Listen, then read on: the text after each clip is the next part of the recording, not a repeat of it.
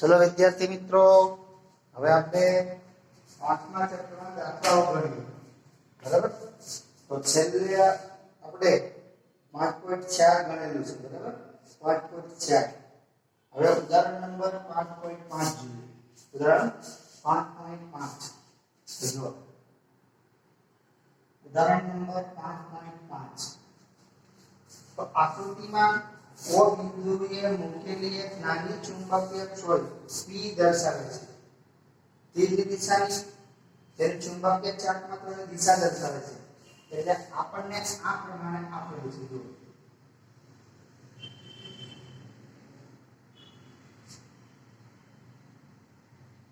બરાબર? O બિંદુ પાસે ચુંબકીય છોડ મૂકેલી છે. આ ચુંબકીય છોડ ની તીરની દિશાની એ ચુંબકીય ડાયપોલ મોમેન્ટ દર્શાવે છે. આ P બિંદુ પાસે મૂકેલી છે. બરાબર? આકૃતિમાં O બિંદુએ મૂકેલી નાની ચુંબકીય છોડ P વડે દર્શાવેલી છે. તો P એ ચુંબકીય છોડ દર્શાવે છે અને તીર એ P બિંદુ પાસે ચુંબકીય છોડની ડાયપોલ ચાર્જ માત્રા દર્શાવે છે. બરાબર? Dipole moment. બીજા તીર તેના જેવી જ બીજી ચુંબકીય છોડ Q ના જુદા જુદા સ્થાને અને ચુંબકીય ચાર્જ માત્રાની દિશા વડે દર્શાવે છે. હવે ચુંબકીય છોડને જુદા જુદા સ્થાને મૂકીએ. હવે આપણે Q1 પાસે મૂકીએ. આ Q1, તો ત્યાં આગળ ચુંબકીય છોડની ચુંબકીય ડાયપોલ મોમેન્ટ આ પ્રમાણે છે. એવી જ રીતે આ Q2 બિંદુ પાસે ચુંબકીય છોડને મૂકીએ તો ત્યાં આગળ ચુંબકીય ડાયપોલ મોમેન્ટ આ દિશામાં છે. બરાબર? એ રીતે Q3 પાસે મૂકીએ. આ Q3 પાસે, તો ત્યાં આગળ ચુંબકીય ડાયપોલ મોમેન્ટ આપણને આ દિશામાં મળે. આ Q3 પાસે હો. પછી એવી રીતે Q4 પાસે ચુંબકીય ડાયપોલ મોમેન્ટ છે, એ આપણને આ દિશામાં દર્શાવે છે. આ Q4. એવી રીતે Q5 માટે ચુંબકીય ચાર્જ માત્રા આપણને આ પ્રમાણે દર્શાવે છે. આ Q5 પાસે. અને Q6 પાસે ચુંબકીય ડાયપોલ મોમેન્ટ આપણને આ પ્રમાણે દર્શાવે છે. આ Q6. રેડી? અને Q બિંદુ પાસે ચુંબકીય ડાયપોલની ચાર્જ માત્રા દર્શાવેલી છે. હવે નીચેના પ્રશ્નનો જવાબ આપવાનો છે. કઈ છ રચનામાં આ તંત્ર સંતુલનમાં નથી? તો કયા સ્થાને આ તંત્ર સંતુલનમાં નથી એ આપણે એના સ્થાન શોધવાના છે. તો નંબર 1 સંતુલનમાં ન હોય, બરાબર, તેવા સ્થાન આપણે શોધવાના. હવે ચલો, ડાયપોલ સંતુલનમાં છે એટલે એ આપણને કેવી રીતે ખબર પડશે? તો ડાયપોલ સંતુલનમાં હોય ત્યારે આપણને આપણું ટોર્ક શૂન્ય હોય. કેવું હોય? શૂન્ય. હવે ટોર્ક મેળવવું પડે છે. ચલો જો, tau = mb sin θ. આપણું સૂત્ર tau = m cross b ઉપરથી tau = mb sin θ. હવે sin 0 એટલે 0 અને sin x અને c એટલે પણ 0.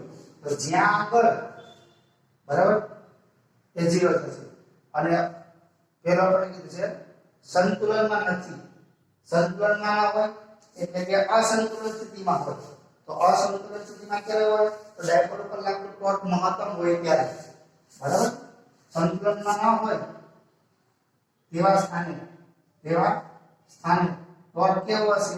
tau = મેક્સિમમ હોય, મહત્તમ ટોર્ક લાગે. તો એવા સ્થાન આપણે શોધવાના. એવા સ્થાન જો આ Q1 પાસે ડાયપોલ મોમેન્ટ અને બંને કેવા છે? પરસ્પર લંબ. Q2 પાસે પણ કેવા છે? પરસ્પર લંબ. તો Q1 ને Q2 પાસે, Q1 અને Q2 પાસે θ બરાબર કેટલા બનશે? 90.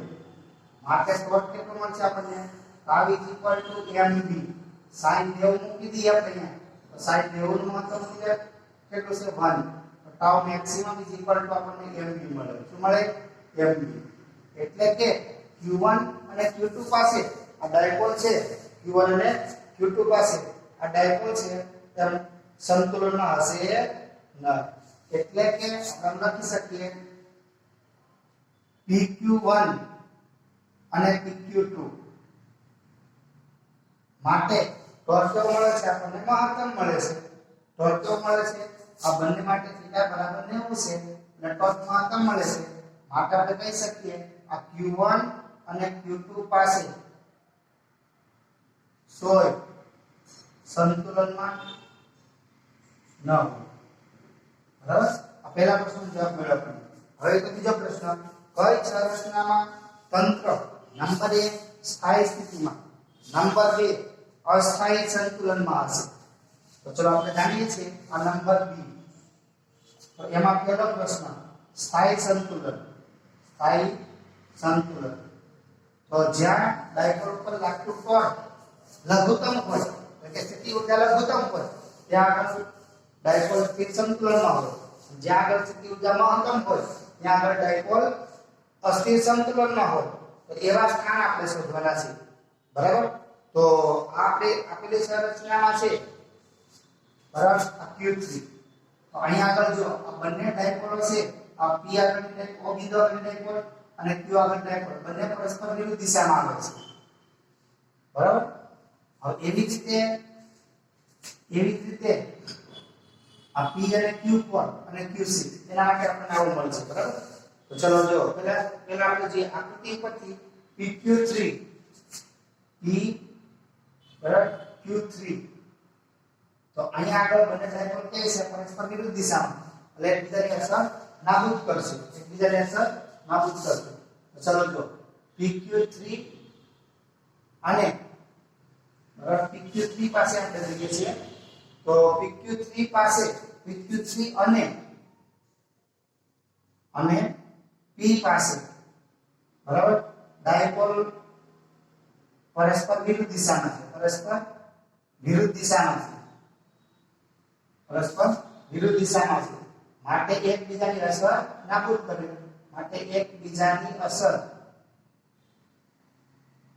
નાબૂદ થાય. બરાબર? અને એકબીજાની અસર નાબૂદ કરે એટલે ડાયપોલ કેવી રહેશે? સંતુલનમાં રહેશે. એવી રીતે PQ6 ત્યાં આગળ બંને ડાયપોલ એક જ દિશામાં છે.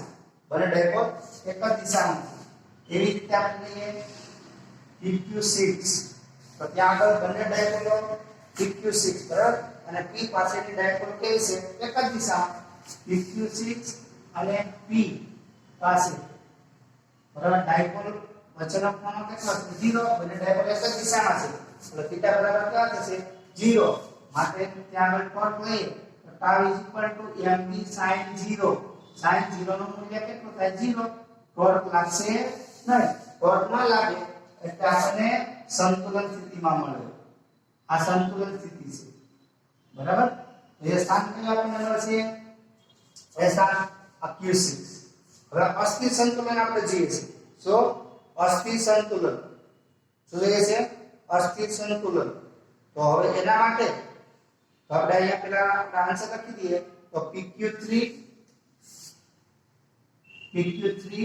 બરાબર અને PQ4 એ બંને માટે ડાયપોલો અસ્થિર સંતુલનમાં છે. કેવા? લઘુત્તમ સ્થિતિ ઊર્જાને કારણે બરાબર સ્થાયી સંતુલન સ્થિતિમાં છે. તો આન્સરમાં આપણે લખો અહીંયા. તો આન્સરમાં આપણે લખાય PQ3 અને PQ6. બરાબર? બરાબર? હા, PQ3 અને PQ6 એ સ્થાયી સ્થિતિ આપણને મળશે. બરાબર? હાલો હવે તો પછી આપણે બીજા પ્રશ્નનો આપણે જવાબ જોઈએ છે. બીજા પ્રશ્નનો બરાબર? તો પહેલા આ ખબર પડી ગઈ. હવે લઘુત્તમ સ્થિતિ ઊર્જાને અનુરૂપ હવે આપણે ત્રીજો વિભાગ કીધો છે. ત્રીજો વિભાગ બધી ગોઠવણીમાંથી લઘુત્તમ સ્થિતિ ઊર્જાને અનુરૂપ ગોઠવણ કઈ હશે? તો સી લઘુત્તમ સ્થિતિ ઊર્જા. તો ચલો સ્થિતિ ઊર્જા માટેનો આપણે સૂત્ર શું? mv cos θ. સ્થિતિ ઊર્જા u mv cos θ. હવે ચલો સ્થિતિ ઊર્જા લઘુત્તમ જોઈતી હોય તો cos નું મૂલ્ય કેવું લેવું પડે? લઘુત્તમ. cos નું લઘુત્તમ મૂલ્ય આપણે કેટલું છે? 0. એટલે કે ક્યાં થશે?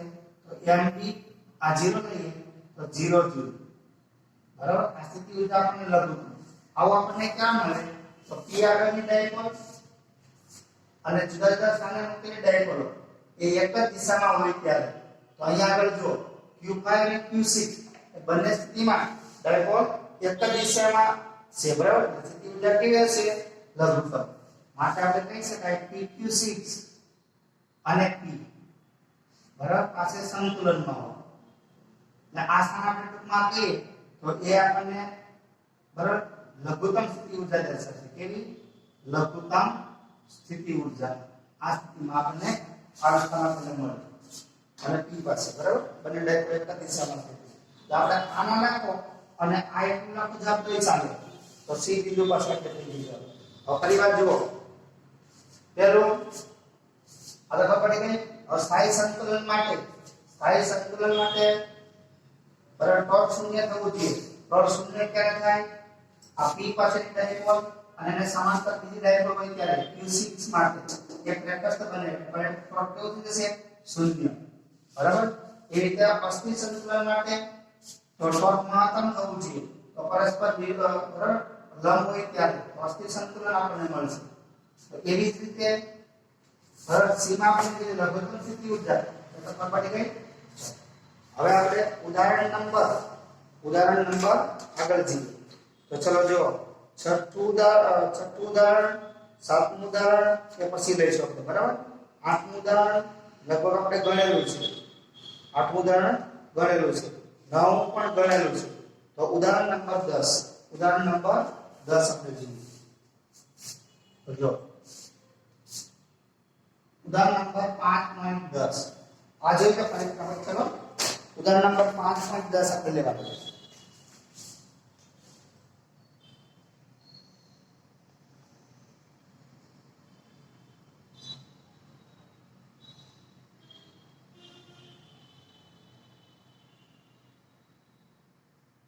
બરાબર જોઈ લેજો આ ઉદાહરણ છે સુધીમાં હવે ઉદાહરણ નંબર 5.10 તો રકમ જો બધા ઉદાહરણ નંબર 5.10 ઓકે તો જો રકમ પેલા મોટું છે ધ્યાન રાખજો ઉદાહરણ નંબર 5.10 તો એક સોલિડના ગર્ભના દ્રવ્યની સાપેક્ષ પરમિએબિલિટી એટલે μr સાપેક્ષ પરમિએબિલિટી μr એ આપણને 400 આપેલી છે સાપેક્ષ પરમિએબિલિટી સોલિડના ગર્ભ વડે હવા પરથી જુદા પાડેલ છે તો તેમાં આટામાંથી રહેતો વિદ્યુત પ્રવાહ 2 એમ્પિયર છે એટલે પ્રવાહ આપણને કહે 2 એમ્પિયર પછી આગળ એકમ 1 મીટર લંબાઈ દીઠ આંટાની સંખ્યા ને એકમ લંબાઈ દીઠ આંટાની સંખ્યા 2000 આંટા છે એટલે 2 * 10 ઘાત લખેલા છે તો નંબર 1 જુદા જુદા પ્રશ્નોમાં આપણે જવાબ મેળવવાના છે નંબર 1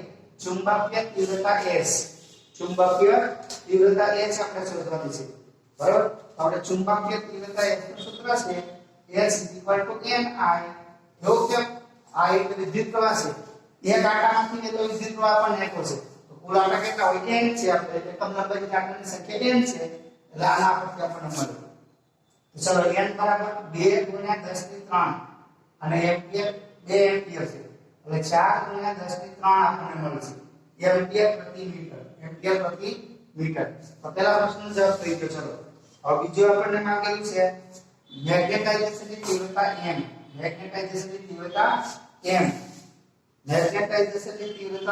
આપણે બીજા આપણે શોધવાનું છે બરાબર તો ચલો જો આપણે જાણીએ છીએ મેગ્નેટાઇઝેશનની તીવ્રતા મેળવવા માટે આપણે ચુંબકીય ક્ષેત્ર હોવું જોઈએ તો હોવું જોઈએ ચુંબકીય ક્ષેત્ર તો B આપણા સૂત્ર છે ચુંબકીય તીવ્રતા B μ × S અને આપણને ખબર છે સાપેક્ષ પરમિએબિલિટી એટલે μ/μ0 તો μ ની જગ્યાએ આપણે લખી શકીએ μ0 * μr * h હવે જો આપણે જાણીએ છીએ μ0 એટલે 4π × 10⁻⁷ અને μr નો સાપેક્ષ પરમિએબિલિટી તો 4 × 10⁻². h એટલે તીવ્રતા આપણે મળીએ 4 × 10⁻³ આનું ચાતુર્ભાગ છે 416 અને ગુણ્યા 3.14 અને ગુણ્યા 3.14 એટલે આપણને જવાબ મળશે 100.48 આનો કિંમત બરાબર પાછળ 3 ને 2 5 7 ના બદલે -2 આવશે -2 છે એટલે 2 પોઈન્ટ ખસેડી દઈએ 1.0048 ચુંબકીય ક્ષેત્ર છે એટલે એકમ કેવો છે ટેસ્લા બરાબર હવે આપણે સૂત્ર છે B/μ0 B/μ0 minus m capital H આમાંથી m ને સૂત્ર કરતા બનાવો m ને આપણને મળશે m બરાબર આ h બાદ થશે b/μ0 માઈનસ h. હવે b તો આપણને ખબર છે 1.0048 એના છેદમાં μ0 એટલે 4 પાઈ ગુણ્યા 10 ની માઈનસ 7 બરાબર 4 પાઈ ગુણ્યા 10 ની માઈનસ 7 અને માઈનસ h એટલે આપણે જે મૂલ્ય મેળવ્યું એ 4 ગુણ્યા 10 ની 9. આનો આપણે સાદુરૂપ આપો તમે બરાબર તો આપણને જવાબ મળશે એના પરથી 0.08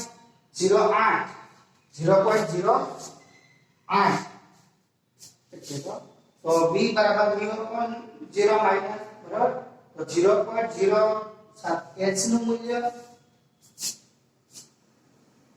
ચુંબકીય તીવ્રતા h 2 ગુણ્યા 10 ની 3 મળશે હવે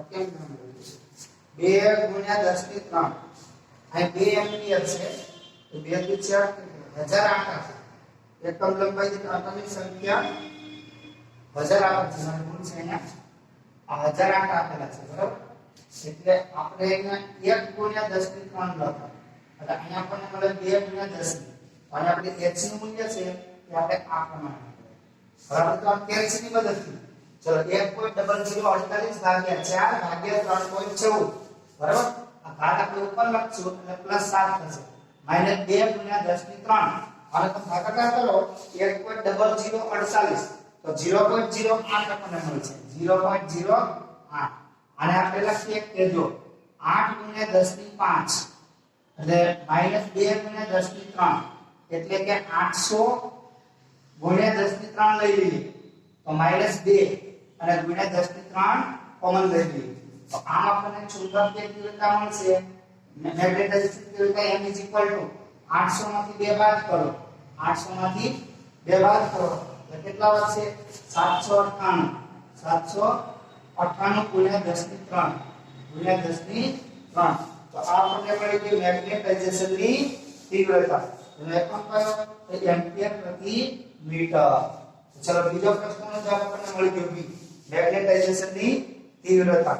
બીજો આપણે લીધો છે ચુંબકીય ક્ષેત્ર બી તો ચુંબકીય ક્ષેત્ર બી તો આપણે મેળવ્યું છે અહીંયા તો ચુંબકીય ક્ષેત્ર બી પણ આપણને મળી ગયું બરાબર બી માં.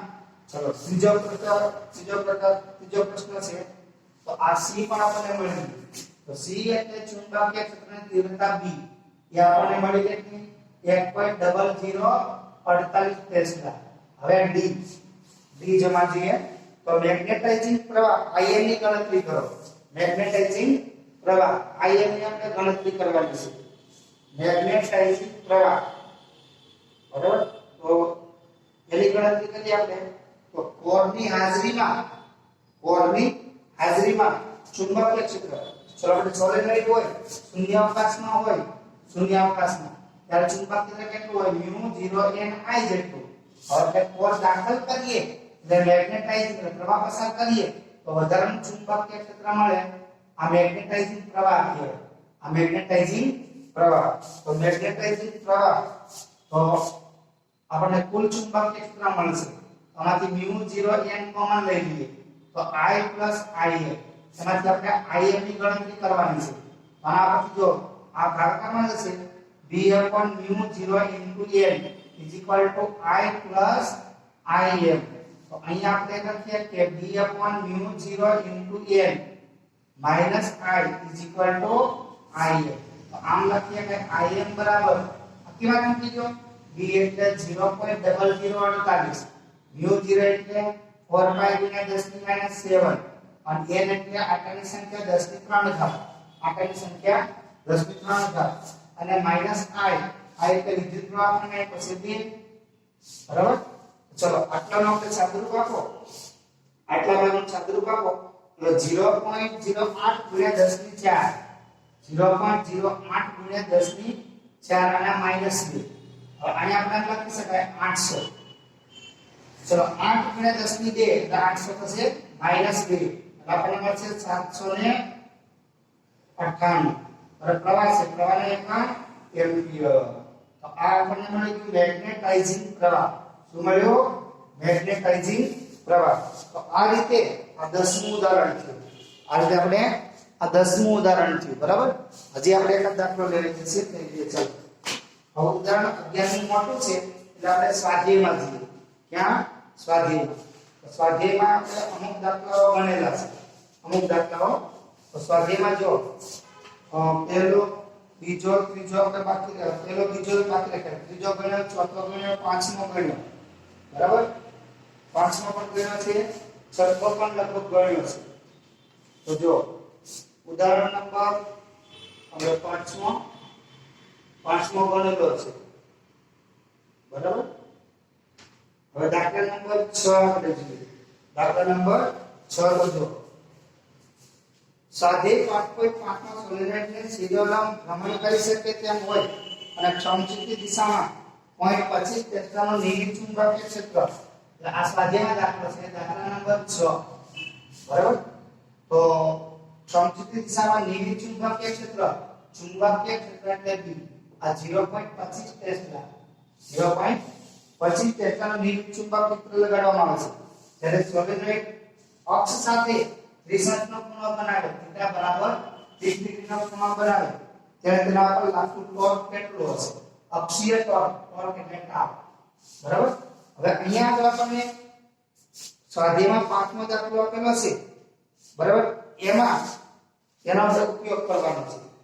તો બરાબર, એમાં ચુંબકીય ડાયપોલ મોમેન્ટ પાંચમા દાખલામાં આપણને આપેલ છે. ચુંબકીય dipole moment M = 0.6 ampere into metre square. Ampere into metre square. બસ હવે આપણે જાણીએ છીએ torque mp cross theta mp sin theta. એ સૂત્રનો આપણે ઉપયોગ કરવાનો. કશું કરવાનું આપણેમાં થતું નથી. તો ચલો જો ડાયપોલ ઉપર લાગતું ટોર્ક એકમ સરખા છે. તો ટોર્ક m ક્રોસ b આપણું મેઇન સૂત્ર. એના પછી mp sin થીટા. થીટા બરાબર આપણી પાસે 30. ચલો કિંમત m એટલે 0.6, b એટલે ચુંબકીય ક્ષેત્ર 0.25 અને sin 30 નું મૂલ્ય 1/2 એટલે 0.6 ગુણ્યા 0.25 ગુણ્યા 1/2 એટલે આ કેન્સલ થશે એટલે 0.3 વધે. કેટલા? 0.3 25 75 3 પછી પોઈન્ટ કાપવાના 2 અને 1 2 અને આ 3. બરાબર? ટોર્ક છે, ટોર્કનો એકમ ન્યૂટન ઇન્ટુ મીટર અથવા તો જૂલ પણ કહેવાય, અથવા તો જૂલ. હવે આપણે દાખલા નંબર બરાબર, હવે દાખલા બધા મોટા છે એટલે કે દાખલામાં આવશે નહીં. હવે પછી આપણે દાખલાઓ લઈશું. બરાબર? જય સ્વામી નારાયણ. જય સ્વામી નારાયણ. આ સુધી રાખીએ. હા.